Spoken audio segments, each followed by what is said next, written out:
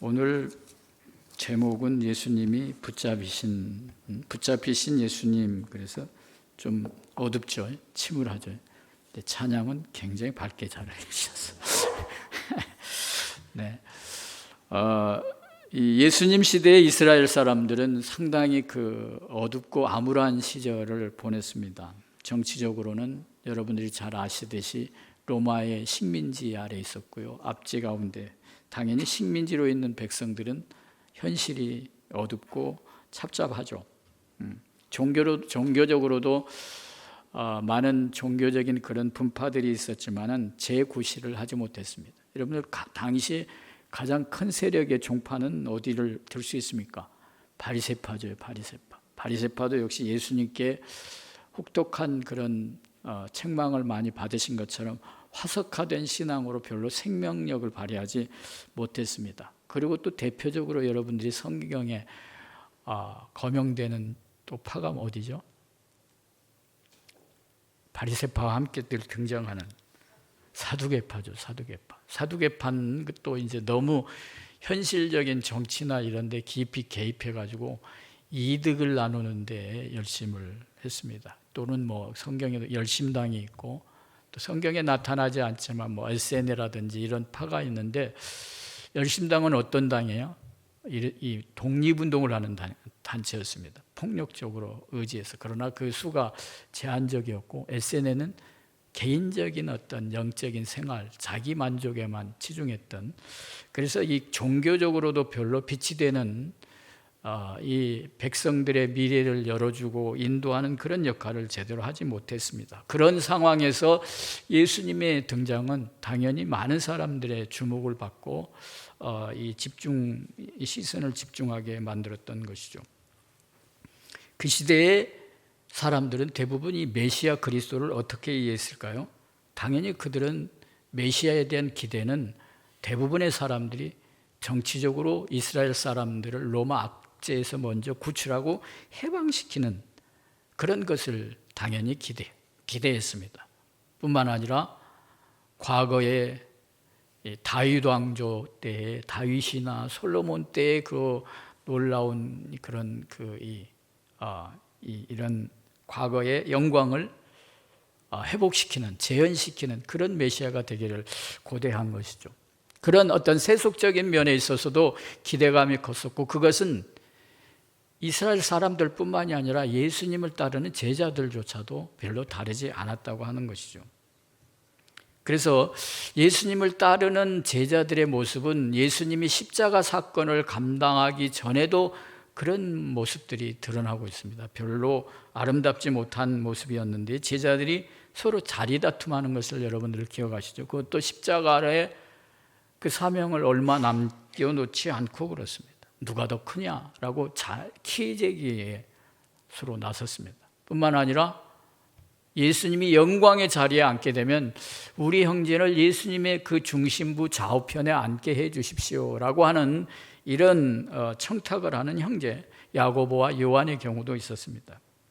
그러나 그것은 예수님의 제자 또 많은 사람들의 바람일 뿐이지 하나님께서 이스라엘을 구원하시는 그런 구원의 계획 뜻과는 거리가 멀었습니다.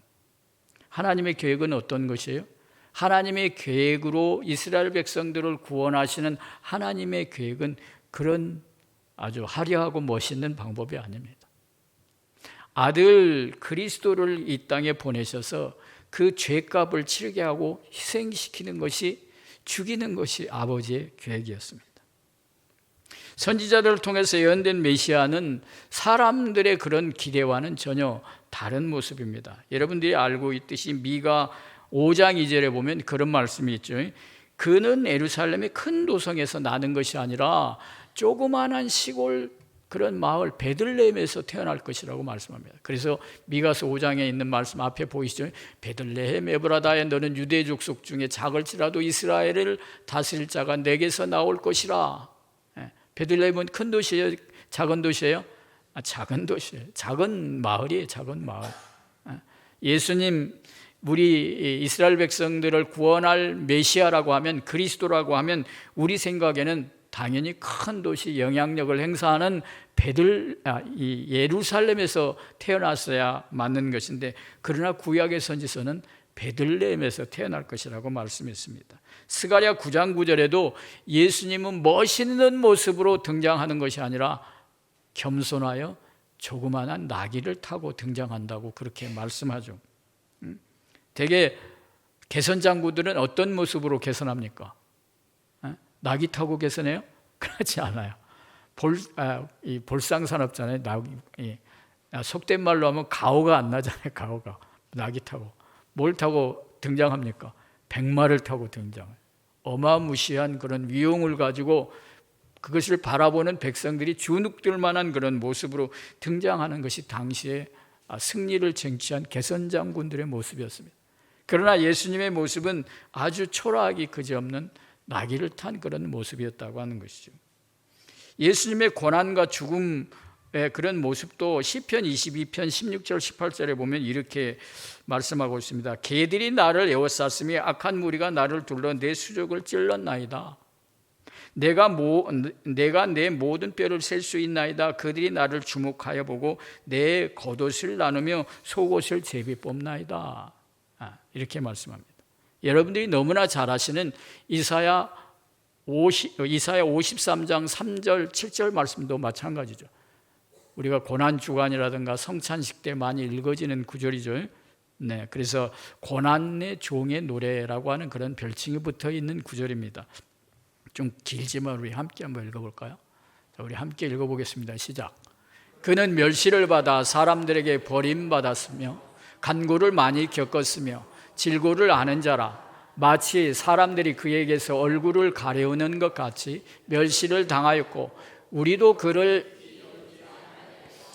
그는 실로 우리의 질고를 지고 우리의 슬픔을 당하였거늘 우리는 생각하기를 그는 징벌을 받아 하나님께 맞으며 고난을 당한다 하였노라. 그가 찔림은 우리의 허물 때문이요 그가 상함은 우리의 죄악 때문이라. 그가 징계를 받음으로 우리가 평화를 누리고 그가 채찍을 맞음으로 우리가 나음을 받았도다. 우리는 다 양 같아서 그릇 행하여 각기 제 길로 갔거늘 여호와께서는 우리 모두의 죄악을 그에게 담당시키셨도다. 그가 곤욕을 당하여 괴로울 때에도 그의 입을 열지 아니하였으므로 마치 도수장으로 끌려가는 어린 양과 털 깎는 자가 앞에서 잠잠한 양같이 그의 입을 열지 아니하였도다. 아멘. 이 말씀은 예수님이 이 땅에 오시기도 전에 거의 700년에서 800년 사이에 기록된 말씀입니다. 그 옛날에 예수님이 어떻게 우리들의 죄를, 이스라엘의 죄를 속량하실 것인가를 말씀하고 있는 것이죠. 선지서에 선지서에 예언되어 있는 메시아 그리스도의 모습은 결코 화려하거나 카리스마가 있는 그런 모습이 아닙니다. 찔림을 당하고 채찍에 맞고 조롱받고 괴롭당하는 그런 모습입니다. 오늘 읽었던 이사야 53장 7절 부분에도 마치 도수장에 끌려가는 어린 양과 같았다. 털 깎는 자 앞에서 잠잠한 양과 같았다. 이렇게 표현하고 있습니다. 무기력하고 인간적으로는 오히려 절망적인 모습이 메시아 그리스도의 모습이었다고 하는 것입니다.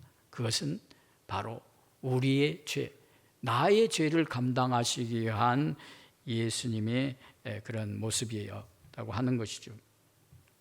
그래서 이 예수님은 사람들의 기대와는 달리, 사람들의 예상과는 달리 하나님의 정해지신 그 계획에 따라서 순종하기로 결심하신 것이죠. 그래서 선지자들을 통해서 예언되었던 그의 아버지의 계획을 따르는 그 주님은 그냥 그 길을 따르는 것은 결코 쉬운 길이 아니죠. 힘들고 고통스러운 모습입니다. 다행히 오늘 생명공동체 성경 읽기 내용이 중복이 돼서 참 감사합니다. 설교할 게 별로 없는 것 같아요. 친절하게. 물론 마가복음이지만 내용은 마태복음에 있는 오늘 내용과 거의 다름이 없죠. 그래서 그 예수님이 그 하나님의 법에, 하나님의 계획된 그 법에 순종하기 위해서 얼마나 몸부림치고 애쓴 모습을 우리가 볼 수 있습니까? 그것이 바로 오늘 우리가 또 성경 읽기에서 보았던 겟세마네 동산의 기도 아닙니까? 겟세마네 동산의 기도가 뭡니까 도대체? 그 마태복음 26장 38절 39절에 보면 이렇게 되어 있어요. 이에 말씀하시되 내 마음이 매우 고민하여 뭐하게 되었다고요? 죽게 되었으니. 이게 하나님이신 예수님으로 할 얘기입니까? 어울리는 말이에요? 어울리지 않는 말씀이죠. 그러나 죽게 되었다고 그렇게 표현하고 있습니다. 너희는 여기 머물러서 나와 함께 깨어 있으라 하시고 조금 나아가사 얼굴을 땅에 대시고 엎드려 기도하여 이르시되 내 아버지여 할만하시거든 이 잔을 내게서 지나가게 하옵소서. 그러나 나의 원대로 마옵시고 아버지의 원대로 하옵소서. 그러니까 예수님의 원함, 예수님의 바람은 무엇이 바람이에요? 십자가를 피해가는 것이에요. 십자가가 내가 감당하지 않고도 되는 것이 예수님의 마음이었다고 하는 것이죠. 그러나 결국은 순종하는 것을 선택하죠. 나의 원대로 마옵시고 아버지의 원대로 하옵소서. 예수님은 신성만 가지신 분이 아니시죠? 네, 하나님의 성품만 가지신 분이 아니라 인성, 사람의 성품도 함께 가지신 분이 예수님이십니다. 그런 예수님은 그 십자가의 형벌을, 처형을 앞에 두고 두려웠던 것이죠. 하나님이 정하신 인생의 대속의 방법은 바로 그 어떤 것인지를 아신 것이죠. 너무나 참혹하고 고통스러운 이 십자가의 형벌은 피하고 싶었던 것이 예수님의 심정이었을 것입니다. 할만하시거든 이 잔을 내게서 지나가게 하옵소서. 누가복음 22장 44절에는 이렇게 표현이 되어 있습니다. 예수께서 힘쓰고 애써 더욱 간절히 기도하시니 땀이 땅에 떨어지는 핏방울같이 되더라. 누가는 직업이 뭐였어요? 의사였죠. 의사가 보는 또 그런 안목으로 또 다른 복음서는 달리 이렇게 기록하고 있습니다. 땀이 땅에 떨어지는 핏방울같이 되었더라. 얼마나 이 몸부림치고 기도했으면 그렇게 되었겠습니까? 하나님의 뜻을 순종하는 것은 때로 인간적으로는 절망적인 것입니다. 또 때로는 포기의 길일 수도 있다는 것이죠. 주님은 몸부림치며 아버지 하나님께 3번씩이나 기도했습니다. 그러나 십자가를 비껴갈 수가 없었어요. 그것이 바로 하나님의 뜻이었기 때문에 그렇습니다. 그 몸부림의 과정을 통해서 주님은 바로 영생을 주시기 위해서 아버지 하나님의 계획에 순종하셨습니다. 그래서 고난과 진노의 잔을 다 마시기로 결정하신 것이죠. 고린도후서 1장 20절에는 이렇게 기록하고 있습니다. 하나님의 약속은 얼마든지 그리스도 안에서 예가 되니 그런즉 그로 말미암아 우리가 아멘하여 하나님께 영광을 돌리게 되느니라. 그리스도 안에서 예가 된다는 말은 무슨 말이에요? 예스가 된다는 말이에요. 오케이 한다는 말이에요. 그것이 힘들고 고통스러운 일이라고 할지라도 예수님은 그래서 이제 배반당하시고 거짓 고발을 당하시고 조롱당하시고 학대와 죽음을 견뎌야 하는 그런 과정을 거쳐야 했습니다. 그럼에도 불구하고 하나님께서 예언하신 그 계획을 받아들이셨습니다. 그리고 약속된 메시아 세상의 구원자로서 그것을 감당함으로 그 사명을 성취하신 것입니다. 그러나 예수님의 제자들은 어때요?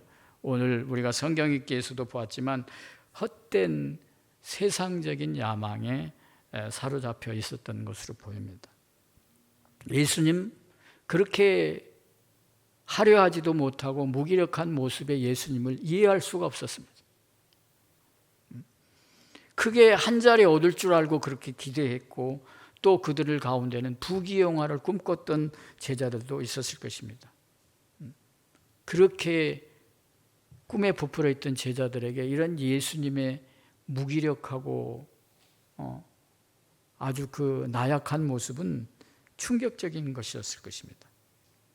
이것은 역설적으로 제자들의 입장에서 보면 제자들이 예수님을 배신한 것이 아니라 예수님이 제자들의 기대를 저버리신 것이죠. 네. 칼을 빼어들고 대제사장의 종의 귀를 쳐서 자기의 충성심을 나타내 보였던 베드로는 한편으로는 그것을 기대했을지도 모르겠어요. 마치 춘향전에 나타나 칼을 차고 있는 춘향이에게 무슨 소리가 들립니까? 절망적인 상황에서. 춘향전도 모르세요? 암행어사 출도요 그러잖아요. 암행어사 출도요. 그러면 모든 게 다 분위기가 바뀌죠. 네, 분위기가 바뀌어요. 마치 그런 것을 기대했는지도 모르겠어요, 베드로는. 그러나 그런 일은 절대 일어나지 않았습니다. 예수님은 그 와중에도 침착하게 말씀하십니다. 마태복음 26장 53절 54절에 너는 내가 내 아버지께 구하여 지금 12군단 더 되는 천사를 보내시게 할 줄 없는 줄 아느냐? 내가 만일 그렇게 하면 이런 일이 있으리라 한 성경이 어떻게 이루어지겠느냐 하시더라. 하나님의 아들이신 예수님은 능력이 없어서 붙잡힌 것이 아닙니다.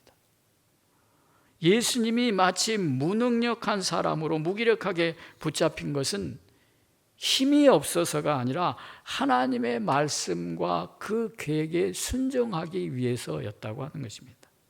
만약 내가 12군단 더 되는 천사를 명하여서 대적들을 다 쓸어버리면 구약의 많은 선지자들의 입을 통해서 이런 일이 있으리라고 한 그 말씀이 어떻게 이루어지겠느냐라는 말씀입니다.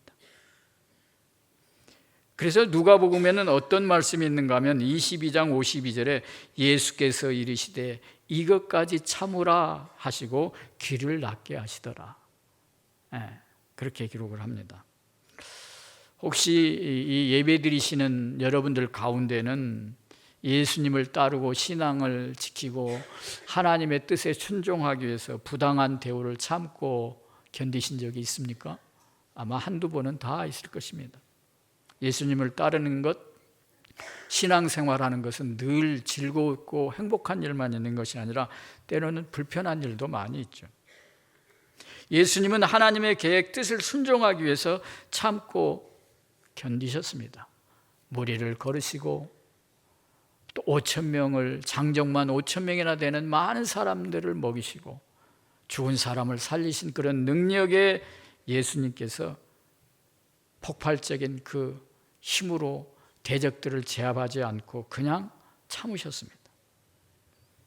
제자들의 배반을 참아내셨습니다. 랍비여 안녕하시옵니까?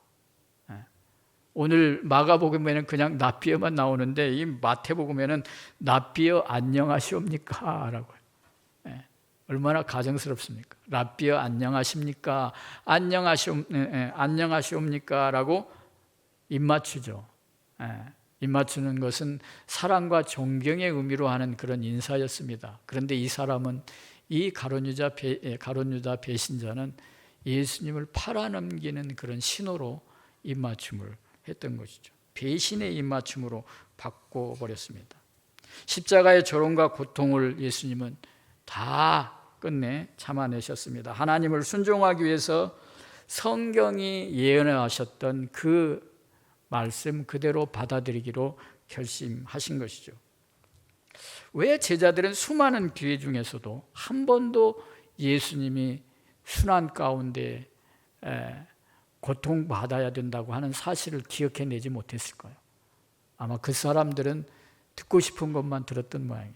우리 가운데도 그런 사람들 있죠. 듣고 싶은 것만 듣고 보고 싶은 것만 보고 불편한 것은 무시해버리고 잊어버리는 아주 편리한 사람들 많이 있죠. 그런 것처럼 예수님의 제자들의 모습이 바로 그런 모습이었습니다. 마음이 다른 곳에 있었기 때문에 그런 것이죠. 예수님의 생애 대부분에 상당히 어떤 자신의 정체를 잘 드러내지 않고 그렇게 감춘 채로 사셨습니다. 그래서 몇몇 사람들의 입술을 통해서 메시아, 그리스도이심이 고백되어졌을 때 예수님은 그것을 만류하신 적이 많이 있죠. 그래서 침묵을 요구하셨습니다. 그것을 이제 메시아의 비밀로 우리가 그렇게 붙여서 부르지만, 아마 당신에게 시선이 때에 맞지 않게 집중되는 것을 부담스럽게 생각을 하신 것 같아요. 그러나 이제 자신의 정체를 확실하게 할 그런 순간이 되었습니다. 예수님의 30년 생애와 공생의 절정에 다다른 것이죠. 바로 우리들, 나의 죄를 대속해 주시기 위한 사역에 앞서 있는 것입니다. 내가 하나님의 아들 그리스도인지 우리에게 말하라 라고 하는 이 대제사장의 질문이 던져졌습니다. 아마 계속 예수님이 침묵하신 것이 제사장들의 화를 돋았을 수 있습니다. 그런데 그것은 또 성경적인 것이죠. 성경에 이사야에 그랬잖아요. 이사야에 털 깎는 자 앞에서 양같이 침묵하신 것이죠. 자, 그런데 이런 예수님의 모습은 대제사장들과 많은 종교 지도자들에게 큰 위협이 되었습니다. 그것은 지금까지 그들의 권위와 통제를 흐트러뜨려 왔다고 그들은 생각했던 것이죠. 그리고 자기들에게 집중돼야 할 시선들이 다 흐트러져서 누구에게 다 돌아갔습니까? 예수님께 집중되었던 것이 몹시 불쾌했을 것입니다.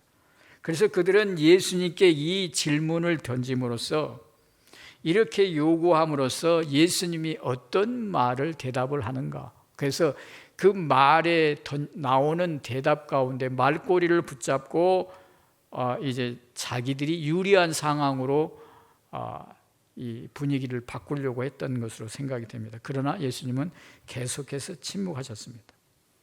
온 공회가 나서서 거짓 증거로 예수님을 고소하기 위해서 증언대에 세웠습니다. 오늘 성경 읽기에도 그런 부분이 나오죠.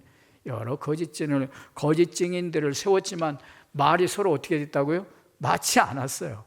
도무지 증인으로서는 써먹을 수가 없는 상황이 되었죠. 그런데 마침 이제 이것은 약간 아까 우리가 들었던 마가복음과는 차이가 있는데, 두 명의 증인이 나와서 예수님이 성전 모독했다고 하는 사실을 밝혔습니다.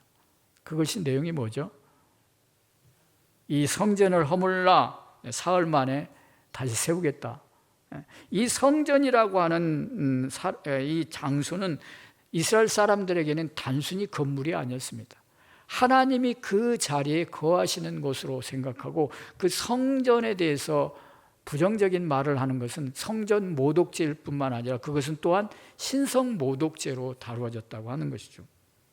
그래서 이제 마가복음 13절 2절에 보니까 예수님께서 그 말씀하신 것을 여러분들 기억나실 것입니다. 예수께서 이르시되 내가 이 큰 건물들을 보느냐? 돌 하나도 돌 위에 남지 않고 다 무너뜨려지리라 하시니라. 이 말씀이 있으시죠. 그 말씀을 하신 것은 분명히 사실이죠.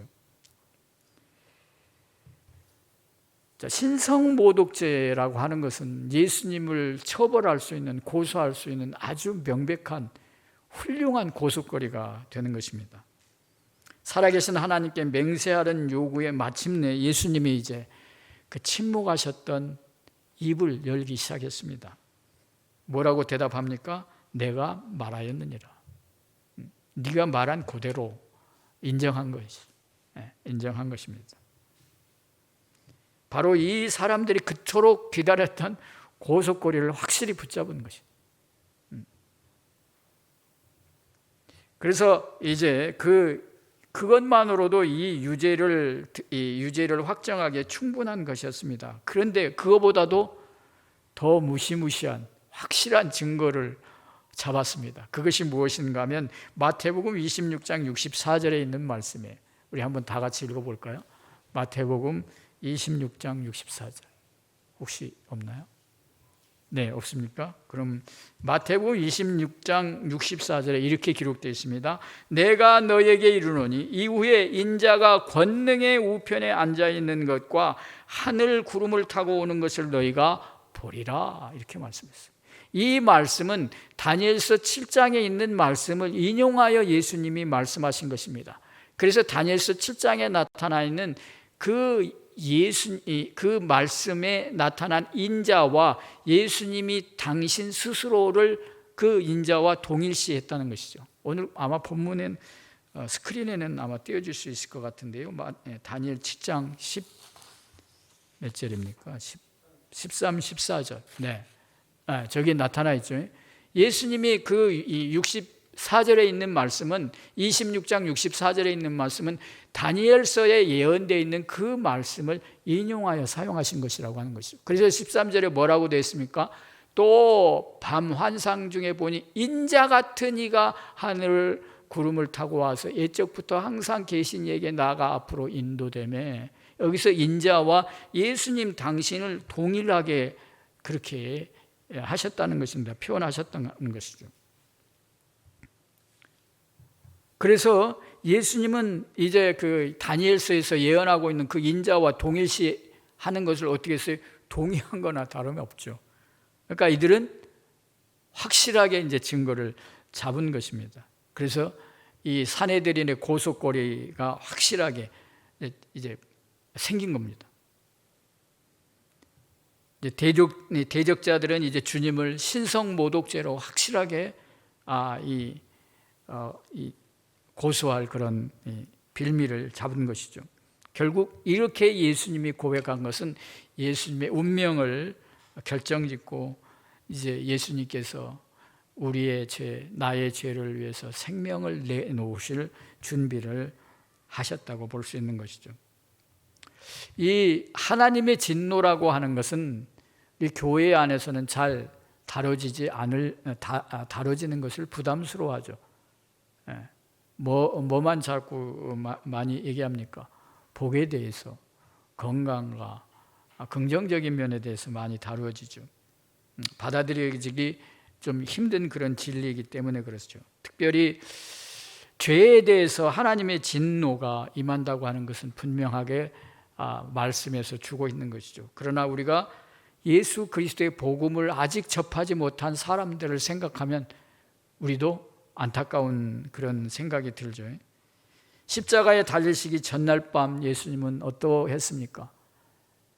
사람들의 기대가 아닌 하나님의 계획과 하나님의 뜻을 붙잡기 위해서 몸부림쳤던 것을 여러분들 기억하십니다. 마치 땀방울이 핏방울이 되는 것처럼 몸부림쳐 예수님은 씨름했던 것입니다. 우리의 죄를 대속하고 우리를 대신해서 하나님의 진노를 받으시기 위해서 또 그 뜻을 순종하기 위해서 주님은 몸부림쳤던 것입니다. 그리고 그렇게 마음을 정한 주님은 흔들림 없이 그 사명을 끝내 감당하셨습니다. 자신의 허락한 자신에게 주어진 이 잔을 완전히 다 비움으로써 이제 예수님은 우리가 감당해야 할 죄로 말미암아 버림받고 저주받는 그런 모든 죄와 슬픔과 죽음을 우리 대신 경험하게 된 것입니다. 예수님은 나를 위하여서, 여러분 각기 한 생명을 위하여서 우리가 그 고통을 영원히 당치 않기 위해서 자신이 다 그것을 감당하셨습니다. 이 시간 여러분들 마음속에 그 감사가 충만하시기를 축복합니다. 우리는 늘 그것을 기억해야 합니다. 주님이 하나님의 뜻을 순종하기 위해서 또 나 한 사람을 구원하시기 위해서 그 모든 것을 감당하셨다고 하는 것입니다. 오늘 우리 함께 기도할 것은 십자가의 고통을 하나님의 사랑으로 믿으며 또 우리 자신들에게 허락한 그런 십자가를 끝까지 잘 감당하며 주님을 따라가게 하옵소서라고 이렇게 기도하도록 하겠습니다. 우리 함께 기도하겠습니다.